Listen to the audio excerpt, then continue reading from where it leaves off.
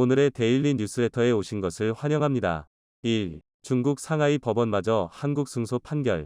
2. 한국 갑질하려다 실패로 끝난 미국. 3. 한국 세계 1위 독점 EUV 장비마저 개발. 한번 진실을 알아봅시다. 최근에 하나큐셀은 미국에서 최고의 태양광 패널 공급업체로 인정받았습니다. 미국에서 가장 인기 있는 태양에너지 패널 브랜드 중 하나로 평가받고 있으며 하나큐셀은 재생에너지 분야에서 자신의 입지를 확고히 하였습니다. 하나큐셀의 태양광 패널은 우수한 품질과 성능으로 인정받고 있으며 사용자에게 지속 가능하고 효율적인 에너지를 제공합니다. 하나큐셀의 태양광 패널이 미국에서 최고의 패널로 선정되었음으로써 태양에너지 산업에서의 하나큐셀의 신뢰성과 명성이 인정받았습니다. 이는 하나큐셀의 미국 시장에 대한 고품질이고 신뢰할 수 있는 제품을 제공하는 의지를 보여주는 것입니다. 태양광 에너지의 인기가 증가하고 재생에너지 수요가 증가함에 따라 하나큐셀은 미국에서 태양광 에너지의 지속 가능한 개발과 사용을 촉진하는 데 중요한 역할을 하고 있습니다. 지난 10일 미국 태양광 브랜드 분석기관인 슬라리비스와 신재생에너지 인증기관 NABCEP 이 주도한 2022 태양광 산업 설문조사에 따르면 현지 태양광 설치 기사 중 66%가 가장 선호하는 태양광 패널 브랜드는 바로 하나큐셀이었습니다. 한화의 뒤를 이어 중국 REC, 캐네디언 솔라, 캐나다 실팝솔라 등이 인기 브랜드로 꼽히고 있었습니다. 이번 조사 결과가 특히 의미 있는 이유는 제품에 대한 전문적인 이해를 가지고 있는 태양광 설치 기사의 의견이 반영되었기 때문입니다. 하나큐셀은 미국에서 고출력 태양광 모듈 피크 듀오 시리즈를 선보여 현지 소비자들의 까다로운 품질 기준을 만족시켰습니다. 큐피크 듀오는 스몰캡 기술을 적용해 셀과 셀 사이 간격을 최적화하고 모듈 발전 효율을 높인 제품인데요. 국제전기기술위원회의 기준보다 2터부터 3배 엄격한 테스트를 거쳐 출시된다고 알려져 있습니다. 이를 토대로 하나큐셀은 글로벌 시험 인증 업체 TÜV 라인란드의 신규 태양광 모듈 품질 검사에서 태양광 업계 최초로 인증을 획득한 바 있습니다. 이처럼 하나큐셀은 품질 경쟁력을 인정받고 북미에서 활발한 수주 활동을 펼치고 있는데요. 사실 그동안 태양광 하면 중국이었습니다. 중국은 글로벌 태양광 시장에서 밸류체인을 독점하며 점유율 80% 이상을 자랑했습니다. 중국이 주도하는 태양광 시장의 흐름을 바꾸기 위해 한국은 새로운 기술 개발로 승부를 걸었습니다.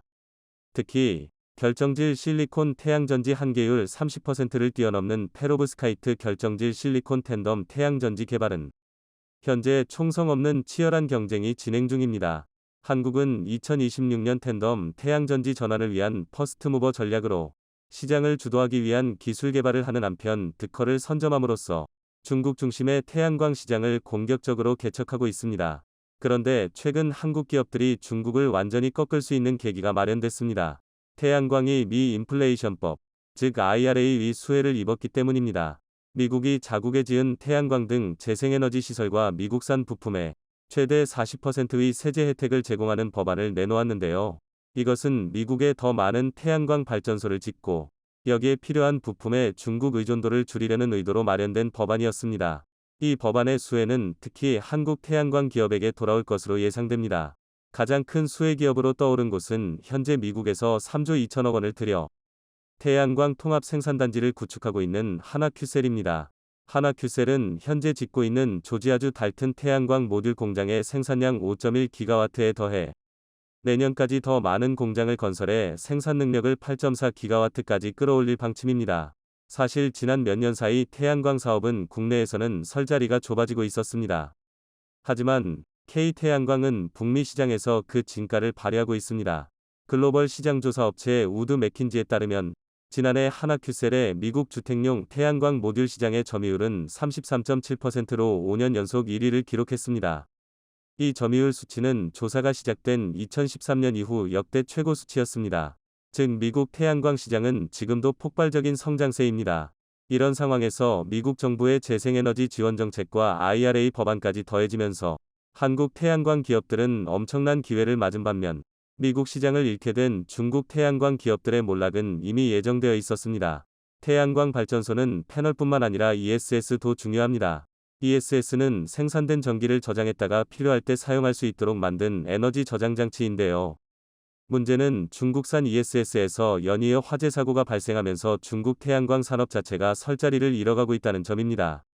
ESS는 전기 생산량이 기후에 따라 들쑥날쑥한 태양광 등 신재생에너지 관련 시설에 주로 설치되는데, 전기를 저장하는 배터리가 ESS에서 핵심 설비 역할을 합니다. 그런데 최근 문제가 되고 있는 태양광 화재의 주원인으로 ESS에 장착된 중국산 배터리가 지목된 것입니다. 실제로 중국은 자국 땅에 엄청난 태양광 발전소를 설치했지만 화재에 취약하기 때문에 그 자체가 언제 터질지 모르는 시한폭탄이라 부를 정도입니다. 중국은 최근 태양전지, 셀, 의 주원료인 폴리실리콘 가격이 급락하자 태양광 발전 용량을 더 빠르게 늘리고 있습니다. 하지만 국제에너지기구가 중국산 패널 사용을 줄일 것을 권고했을 정도로 중국 태양광 발전소 건설은 위험을 안고 있습니다. 중국이 글로벌 태양광 패널 공급망에서 80% 이상 점유율을 차지하자 세계 각국은 중국 내 생산 거점이 집중되어 있어 만일 화재나 자연재해가 발생했을 시 태양광 전체의 글로벌 공급망이 끊어질 수 있다고 우려한 것입니다. 만일 이러한 사태가 벌어진다면 전 세계적인 태양광 패널 가격 상승으로도 이어질 공산이 큽니다. 그리고 그 수혜는 한국 기업이 볼 것으로 예상됩니다. 중국이 주도하던 태양광 시장에 한국이 기술력과 특허로 점유율을 높여가고 있는 형국인데요. 이런 상황에서 한화에 엄청난 호재가 날아들었습니다. 바로 중국 태양광 기업들을 완전히 몰락시킬 수 있는 결정적인 판결이 나온 겁니다. 4년여간 이어져온 중국 태양광 기업들과 한화의 법적 다툼에서 중국 태양광 업체 론지솔라가 한화의 무릎을 꿇으며 한화의 승리로 돌아갔습니다. 한화큐셀은 2019년 3월 실리콘계 고효율 태양광 셀 기술인 퍼크 PERC 셀 관련 특허를 침해했다며 중국 론지슬라와 진코슬라, REC 그룹을 제소했습니다. 퍼크 PERC 셀은 태양광 셀 후면의 보호막을 형성해 투과한 빛을 다시 셀 내부로 반사시켜 발전 효율을 높이는 기술로 고효율 태양광 셀의 대량 양산을 가능하게 하는 기술입니다. 이번 승소 결과가 특히 의미 있는 이유는 중국 법원에서도 승리했기 때문입니다. 한화큐셀은 중국과 독일 법원에서 연달아 승소했으며 네덜란드 헤이그 항소 법원도 지난해 3월 론지솔라의 특허 침해를 인정했습니다.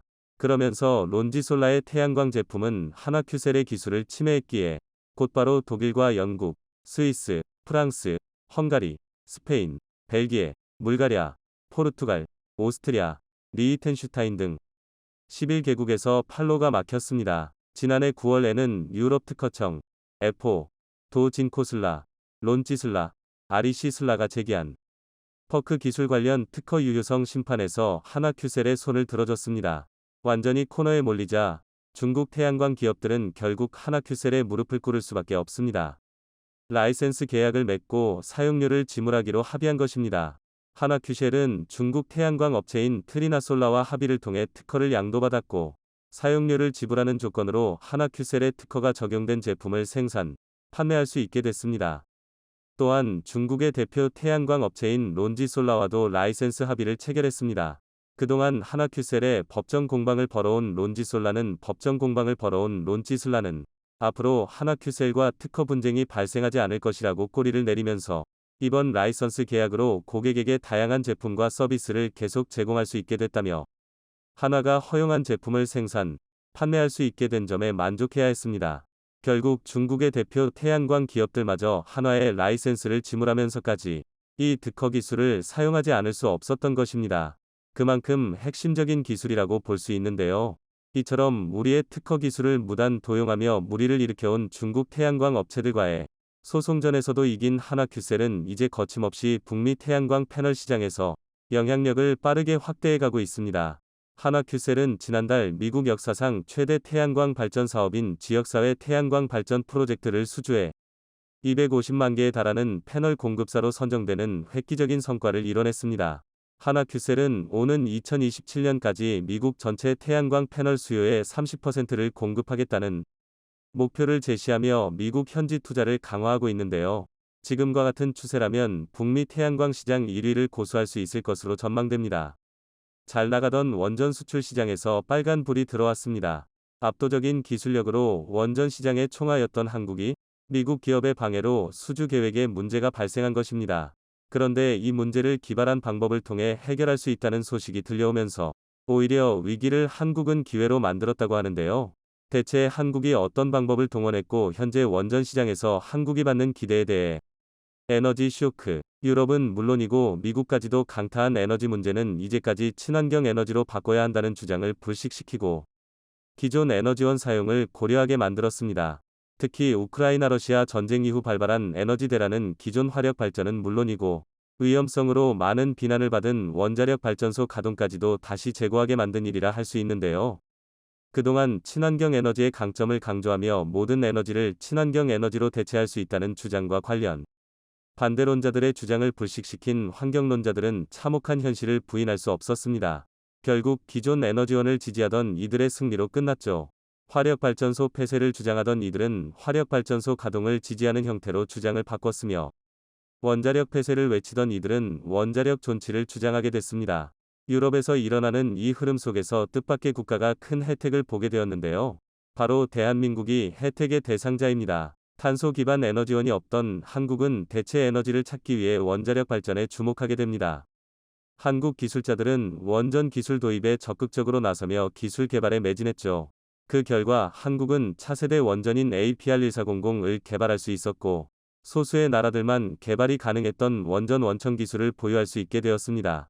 그리고 원전 종주국이라 일컫는 미국조차 한국을 인정하게 되었죠.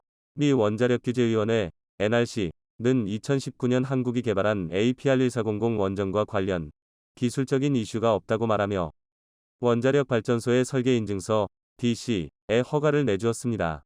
세계에서 가장 까다로운 심사 과정을 가진 미국 원자력 규제기관에서 설계 인증서를 최초로 미국이 아닌 국가에게 내준 일인데요. 이제까지 NRC가 원자로 사용과 관련 이를 인증한 곳은 웨스팅하우스와 GE가 유일했습니다. 동양의 작은 국가가 해낼 것이라고는 미국 원자력 전문가들도 상상하지 못한 일이라 할 수 있었죠. 프랑스 아레바와 일본 미쓰비시도 NRC 인증을 받기 위해 원전 설계 인증 절차를 밟았으나 결국 허가를 받지 못했는데요. 그런데 한국은 외국 가운데서 유일하게 이 기준을 통과한 것입니다. 덕분에 한국은 품질 면에서 우수하다는 평가를 받으며 세계 원자력 시장에서 선진국으로 분류되었죠. 하지만 친환경 에너지 바람이 크게 불었던 미국과 유럽에서는 한국의 원전 기술과 관련 크게 주목하진 않았습니다. 애초부터 원자력을 친환경 에너지로 규정하지 않았었고 다른 대체 에너지만 있으면 충분했기 때문이었죠. 그러나 시간이 흐르고 원전을 부랴부랴 친환경 에너지로 지정, 원전의 필요성을 절감하면서 한국을 다시 돌아보게 된 것입니다. 세계에서 및 안 되는 우수한 원자로 건설 기술을 가진 국가가 한국이었기에 당장 에너지 수급이 필요한 유럽에선 한국을 잡기 위해 서로 손을 내밀었습니다. 한국도 탈원전 기조를 내세워 원전 수출에 소극적이었으나 에너지의 중요성을 깨닫고 유럽 에너지 대란을 직면하면서 적극적으로 원전 수출을 검토하기 시작했습니다. 서로의 이해관계가 맞아떨어지면서 한국에게 엄청난 기회가 일렸죠. 영국과 폴란드는 즉각 한국 원전 수입을 검토했습니다. 올해 상반기 콰시크워탱 영국 산업에너지부 장관이 방한하는 것은 물론 원전 건설과 관련된 구체적인 사안까지 논의하는 일이 있었죠. 그리고 이제는 헐맹이라 불러도 시원치 않은 폴란드 역시 한국의 원전 도입을 본격적으로 추진했습니다. 한수원을 방문한 폴란드 정부와 민간 회사가 협력계약서 LOI를 체결할 것이라는 보도가 흘러나오며 한국 원전 도입이 확실시되는 상황이었습니다. 순조롭게 원전 수출국으로 한국이 명성을 쌓을 것으로 예측했던 가운데 빨간 불이 들어왔는데요. 바로 미국 웨스팅하우스가 본격적으로 한국을 방해한 것입니다. 한수원을 상대로 대규모 소송을 건 것이죠. 폴란드와의 물밑 협상이 진행되는 가운데 미 웨스팅하우스는 연방법원에 한수원을 상대로 소송을 제기했습니다. 한수원이 수출하려고 하는 APR1400에는 웨스팅하우스의 지적재산권이 포함되어 있다는 주장이었죠. 지적재산권이 포함되어 있기에 이 원전을 수출하려면 미국의 허락을 구해야 한다는 것이었습니다. 미국 원자력법에 따르면 미국 기술이 사용될 경우 미 에너지부의 사전 승인 절차가 필요합니다. 다시 말해 APR1400이 다른 국가에 원자로를 수출하려면 그때마다 지적재산권의 소유자인 웨스팅하우스의 허락을 구해야 한다는 것이었죠. 갑작스러운 제동에 한수원은 당황하지 않을 수 없었습니다. 문제가 된 지적재산권은 과거 미국 컨버스천 엔지니어링의 시스템 80 원자로 위 개량형인 시스템 80 플러스와 연관된 것으로 알려졌습니다. 웨스팅하우스는 지난 2000년 컨버스천 엔지니어링을 인수했고 지적재산권은 웨스팅하우스로 넘어갔죠. 원전 기술의 종주국답게 미국을 비롯해 전 세계의 원자로에는 미국이 개발한 기술이 사용됩니다. 전 세계에 대략적으로 440개 원전 중 절반 이상이 웨스팅하우스의 기술이 적용된 것으로 알려졌죠. 과거 바라카 원전에서도 웨스팅하우스는 비슷하게 지적재산권 문제를 걸고 넘어졌으나 우회하는 방식으로 이 문제를 해결한 한국 정부 입장에서는 폴란드 문제에서도 똑같이 딴지를 거는 웨스팅하우스에 당황하지 않을 수 없었습니다. 한미 원전 동맹을 통해 상호 협력을 강조했던 한국 입장에서는 갑작스럽게 한국 원전 수출을 방해하는 웨스팅하우스의 소송이 사실 어떤 의도가 있는 것이 아닌지 의심이 될 수밖에 없는 상황. IRA 법에 이어 이번 원전 수출에서도 미국 정부의 개입이 있는 것이 아니냐는 의구심이 들 수밖에 없죠. 초유의 갑질 사태에 정부 입장에서는 문제 해결에 나서야 했습니다.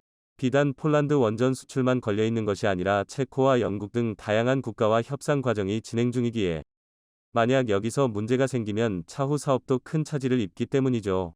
협상 중인 사업까지 모두 고려하면 대략적으로 70조에 가까운 돈이 이번 소송에 걸려 있는 셈입니다. 웨스팅하우스 입장에서는 이번 소송을 기점으로 경쟁에서 앞서가겠다는 의지를 피력하고 있는데요. 원전 종주국의 자존심에 상처를 입은 미국이 지적재산권을 볼모로 유럽 및 중동 원전 건설에서 수주 우위를 가져가겠다는 심산입니다. 어찌 보면 한국이 절체절명의 위기에 빠진 것이라 볼 수 있는데요. 그러나 최근 이 문제를 쉽게 해결할 수 있는 길이 열리며 오히려 원전 수주 경쟁에서 미국을 제치고 한국이 앞서갈 수 있게 되었습니다. 바로 한국이 웨스팅하우스 인수를 논의하면서 지분 51%를 사들이는 것을 검토하고 있다는 사실이 알려진 것입니다. 지난 6월 한국을 방문했던 웨스팅하우스 사장단과의 합의 내용을 이행, 상당수의 지분을 사들이는 것으로 지적재산권 소송을 파회하겠다는 것이었죠. 현재 웨스팅하우스는 사모펀드 회사인 브룩필드 비즈니스가 소유하고 있습니다. 이들은 오래전부터 웨스팅하우스를 매물로 내놓아 현금화를 위해 매진하던 기업인데요. 웨스팅하우스는 오랜 역사를 지닌 만큼 다사다난한 기업 인수합병 역사를 가지고 있습니다. 현 주인인 브룩필드 비즈니스는 원래 웨스팅하우스를 적당한 시기에 판매하려고 마음을 먹었던 곳이죠. 문제는 인수자가 없다는 것. 다행히 올해 캐나다 우라늄 생산업체인 카메코가 지분의 49%를 인수하면서 자산 일부를 회수할 수 있게 되었습니다. 그러나 나머지 51%는 아직 판매되지 않아 전전긍긍하던 차였죠. 여기에 착안한 한국은 웨스팅하우스의 나머지 지분을 인수하는 것으로 문제를 돌파하고자 한 것입니다. 이미 지난 6월 한수원은 웨스팅하우스 인수 문제와 관련 사장단과 논의를 했었고 이 제안을 받아들일지 말지 고민하던 차였는데요. 때마침 웨스팅하우스에서 지적재산권 문제를 걸고 넘어지면서 결국 인수를 진지하게 검토했다고 합니다. 나머지 51%의 지분을 사들이면 소송 자체를 무효화할 수 있기에 한국 입장에서는 거부하기 어려운 조건이었죠. 사실 웨스팅하우스의 건설 능력이나 원자로 노하우 측면에서 한국보다 떨어진다는 것이 중론이기에 소송에 들어가도 한국 입장에서는 손해볼 것이 없는 싸움입니다. 다만 이 과정이 오래 걸리기에 그 사이에 다른 기업들이 계약을 채간다면 손해였기에 한국은 잽싸게 인수 결정을 한 것이죠. 이 결정은 한국의 신의 한 수가 될 전망입니다. 현재 자국 중심주의를 주장하며 미국 기술과 자산의 장벽을 두르고 있는 미국을 자극하지 않으면서도 경쟁자를 아군으로 확보하는 길이기 때문인데요. 이미 체코와 영국, 중동 국가의 원전 수주 경쟁에서 웨스팅하우스는 한국과 매번 마주치는 대결 상대였습니다. 그런데 웨스팅하우스를 인수하게 되면 경쟁자를 없애면서 동시에 원전 경쟁력을 높일 수 있게 되는 셈이죠. 위기라고 여겨졌던 일이 사실 위기가 아닌 셈. 미국 뜻대로 끌려다니는 것이 아니라 한국이 주도적으로 문제를 해결할 수 있게 되면서 한국 원전은 더욱 비상할 것으로 전망되는데요. 앞으로 수요가 더욱 늘어나는 원전 시장에서 한국이 압도적인 기술력과 경쟁력을 바탕으로 계속해서 수주에 성공하길 기원해 보겠습니다. 최근 전 세계적인 반도체 부족 현상이 이어지면서 전자제품 가격 상승과 자동차에 탑재되는 차량용 반도체의 부족 현상 등 실생활 곳곳에서 많은 영향을 받고 있습니다. 특히 차량용 반도체 부족의 경우에는 신차 출고 기간을 1년 혹은 그 이상 늘리면서 많은 소비자들이 불편을 겪고 있습니다. 이런 현상이 이어지자 전 세계 많은 반도체 기업들이 설비 투자와 반도체 연구 개발에 많은 투자를 하고 있는 상황에 막대한 이익을 보는 기업과 그렇지 못한 기업 등 크게 둘로 나뉘고 있습니다. 대표적으로 한국의 삼성전자부터 대만의 TSMC까지 아시아를 대표하는 파운드리와 종합 반도체 기업들은 큰 이익을 얻고 있으며 막대한 실적 증가와 주가 상승까지 긍정적인 상황이 이어지고 있습니다. 하지만 완성 반도체 기업들이 막대한 이익을 보는 것과는 다르게 이들에게 반도체 장비를 납품하는 기업 대표적으로 네덜란드의 ASML 같은 기업들은 시장 확대를 통한 경제적 이익 창출에 제동이 걸려 매출과 이익 증대를 위한 돌파구를 찾고 있는 상황입니다. 그런데 세계 최고이자 유일무이한 극자외선 노광 장비 EUV 장비 생산을 독점하고 있는 네덜란드의 ASML은 미국 주도의 중국 반도체 포위망에서 탈퇴해 독자적으로 대중국 반도체 장비 수출에 나서겠다는 발표를 했습니다. 반도체 장비를 생산하여 판매하는 ASML은 그동안 한국의 삼성과 대만의 TSMC에게만 EUV를 비롯한 반도체 장비를 판매해왔지만 여기에 중국에게까지 최첨단 EUV 장비를 추가로 판매하면 막대한 매출과 이익을 올릴 수 있다는 판단에서입니다. 여기에 슈라인마허 네덜란드 외교 동상부 장관은 자국 네덜란드의 이익이 미국의 대중 반도체 봉쇄보다 훨씬 중요하다는 발표를 했습니다. 네덜란드의 이런 자국 우선주의 행보에 미국은 크게 당황하며 상무부 차관과 백악관 국가안보회의 보좌관을 네덜란드에 파견해 ASML 위 EUV 장비에 대한 중국 수출 문제를 놓고 협상을 진행할 것이라는 예정입니다. 미국 입장에선 네덜란드의 이런 결정이 황당하다는 반응입니다. 그동안 미국이 ASML 이 독점 생산하는 EUV 장비의 중국 수출을 막은 이유엔 ASML EUV 장비에 미국의 국가안보 핵심 기술이 들어가기 때문입니다. EUV 노광 장비에 활용되는 원천 광원 기술은 미국 기업 사이머가 보유한 특허 기술을 활용하며 해당 기술은 미국의 국가안보 핵심 기술로 지정이 되어 있어 중국을 비롯한 적대 국가에는 수출이 막혀 있습니다. 즉 ASML이 활용하는 핵심 기술부터 부가적인 기술까지 다방면에서 미국 기술이 활용되고 있으며 ASML 회사의 지분에도 미국 기업이 절대다수의 비중을 차지하고 있습니다. 상위 20대 주주에서 미국 기업이 대부분일 정도로 확실한 지배구조를 가지고 있기에 ASML 경영 전반에 미국의 입김이 반영되는 것은 어느 정도 납득할 만한 일입니다. 그런데 네덜란드 당국은 ASML 위 매출을 늘리고자 중국의 EUV 장비 판매를 허용하겠다는 입장을 밝혔는데 네덜란드 당국의 이런 결정에 많은 반도체 업계들은 비판의 목소리를 내고 있습니다.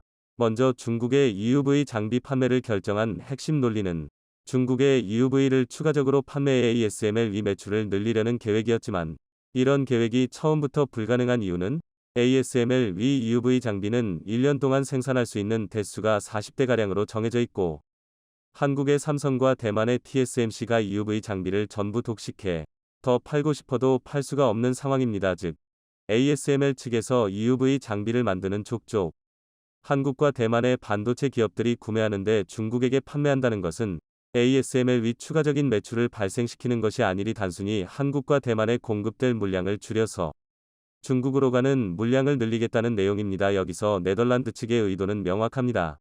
미국 주도의 대중 반도체 제재에 동참하게 하려면 그만한 보상을 네덜란드 자신들에게 달라는 것입니다. 물론 여기엔 극자외선 노광 장비, EUV 장비를 세계에서 유일하게 만들 수 있는 ASML과 네덜란드의 자신감이 깔려 있습니다. 하지만 ASML 위 EUV 장비에 탑재되는 렌즈와 광학 장비는 독일 기업에서 납품하고 있으며 광원조사 장치와 핵심 부품들은 미국에서 납품되고 있습니다. 즉 이 말은 핵심 기술과 부품만 있다면 네덜란드 ASML이 아니라 다른 기업들도 EUV 장비를 충분히 생산해낼 수 있다는 것입니다. 여기에 삼성전자의 움직임이 심상치 않습니다. 삼성전자는 최근 자회사를 통해 노광 공정용 장비를 개발했고 양산 테스트를 성공적으로 완료했습니다. 그동안 노광 장비를 직접 생산하기보다 수입에 의존해왔는데 최근 들어 글로벌 공급망이 흔들리기 시작하면서 노광 장비 자체 생산을 위한 연구팀을 가동해 반도체 소재와 장비 그리고 완성품 생산까지 원스톱 라인 구축을 위한 작업에 나서고 있습니다. 그런데 최신 미세 공정을 위해선 일반적인 노광 장비가 아니라 ASML이 생산하고 있는 극자외선 노광 장비 EUV가 필요한데요. 이 역시 한국 기업 이솔에서 생산을 위한 마지막 작업에 나서고 있습니다. EUV 장비를 생산하기 위해선 크게 세 가지가 필요한데 EUV용 광원과 광학계 그리고 시스템입니다. 노광 장비용 광원을 공급하는 회사는 전 세계 4곳이 있으며 사이머를 포함해 대부분 미국의 기업이지만 단 2곳의 EUV 업체만이 직접 광원을 만들고 있는데 한 곳은 네덜란드의 ASML이고 다른 한 곳은 대한민국의 이솔입니다. EUV 장비의 첫 번째 조건인 광원도 우리 손으로 만들 수 있으며 두 번째 조건인 광학계는 주로 독일의 칼자이스 렌즈를 사용합니다. ASML 위 광학계 역시 자체 개발한 부품이 아니라 칼자이스의 렌즈를 납품받아 사용 중이기에 우리도 독일산 렌즈를 납품받아 EUV 장비를 생산할 수 있습니다. 세 번째 조건인 종합 시스템은 EUV 장비를 가동하면서 발생하는 진동이나 정확한 노광 등 종합적인 시스템을 제대로 제어해야 한다는 것입니다. 사실 EUV의 물리적인 장비와 부품 등은 이미 우리나라가 기술을 확보한 것도 있고 일부 부품은 수입하여 구축하면 되며 네덜란드의 ASML 역시 이런 식으로 부품을 공급받아 장비를 만들지만 가장 중요하고 핵심이 되는 부분은 종합적인 시스템 안정성입니다. ASML이 가장 잘하는 분야가 바로 이런 시스템 제어 부문과 소프트웨어적인 부분으로 알려져 있습니다. 해당 부문에 대한 우리 기업들의 투자도 급격하게 늘어나고 있습니다. 특히 우리나라 토종 반도체 장비업체인 이솔의 대표와 경영진은 삼성전자 반도체 사업부 출신으로 10년 넘게 삼성전자에서 EUV 장비와 소재에 대해 연구개발하던 팀이 독립한 기업입니다. 이솔에서 생산하고 만드는 장비의 상당수는 삼성으로 공급되고 있는데 최근 삼성에서도 자체적인 노광장비 생산 능력의 중요성을 깨닫고 노광장비에 대한 공격적인 투자를 하고 있는 만큼 이솔과 삼성전자는 전방위적인 협력을 통해 연구개발에 나서고 있으며 이솔의 모기업인 FST의 경우 삼성전자가 7% 지분을 확보해 대주주로 있는 상황입니다. 이런 투자와 연구개발의 노력으로 토종 EUV 기업 이솔은 EUV 광원과 마스크 제조 장비, EUV 마스크와 펠리클 검사 장비 등 EUV에 사용되는 핵심 기술과 장비를 하나하나 국산화해 나가고 있습니다. 사실상 네덜란드 ASML 위 독주를 막을 전 세계의 유일한 기업으로 떠오르고 있는 상황에 미국에서도 한국의 EUV에 이목을 집중하고 있습니다. 우선 미국은 이번에 네덜란드가 중국과 반도체 동맹을 추진하자 이를 모두 손절하면서 한국의 반도체 기업들을 더욱 지원하고 있습니다. 현지에서는 EUV와 같은 중요한 부품을 한국과 같은 동맹국에서 만들 수 있도록 추가적인 지원이 필요하다며 미국 측이 보유한 특허와 기술을 한국과 협력해야 한다는 주장도 나오는 가운데 우선적으로 한국의 반도체 기업들이 탈중국에 성공하도록 미국의 매출을 한국에게 몰아주고 있습니다. 2022년 올해 막바지 삼성전자와 SK 하이닉스는 매출 구조가 급변했다는 발표를 했습니다. 중국 내 매출은 4조가 줄은 반면 중국에서 줄은 것보다 더욱 많은 4조 8천억의 매출이 미국에서 발생했다는 것입니다. 이를 통해 각각 삼성과 SK하이닉스의 중국 의존도가 감소하고 있고 미국 의존도가 급상승하고 있습니다. SK하이닉스의 경우 미국 매출 비중이 60%에 달하며 삼성전자의 경우 45%에 달하는 상황으로 한국의 반도체 기업들이 탈중국에 성공해 미국으로 매출처를 발빠르게 옮겨가고 있습니다. 시장 상황이 이렇게 돌아갈수록 중국 내 반도체 공급난은 더욱 심해지고 있습니다. 그 결과 중국에 얼마 있지도 않는 반도체 기업들은 최신의 EUV 장비는커녕 구형 노광 장비를 통해 구형의 반도체를 생산하고 있으며 이런 반도체를 스마트폰과 전자기기 등 첨단 제품에 탑재하고 있습니다. 특히 네덜란드의 ASML은 미국을 향해 최신식 EUV 노광 장비가 아니더라도 구형의 노광 장비를 팔 수 있도록 규제를 해제해달라는 움직임이 나오고 있습니다. 생산량의 한계로 EUV는 1년에 40대밖에 만들지 못하며 그마저도 삼성과 TSMC가 몇 년치 물량을 선주문해 이미 매출의 최대치를 확보해 놓은 상태이지만 이런 와중에 구형의 노광 장비까지 중국에 팔아서 이익을 내보겠다는 뜻입니다.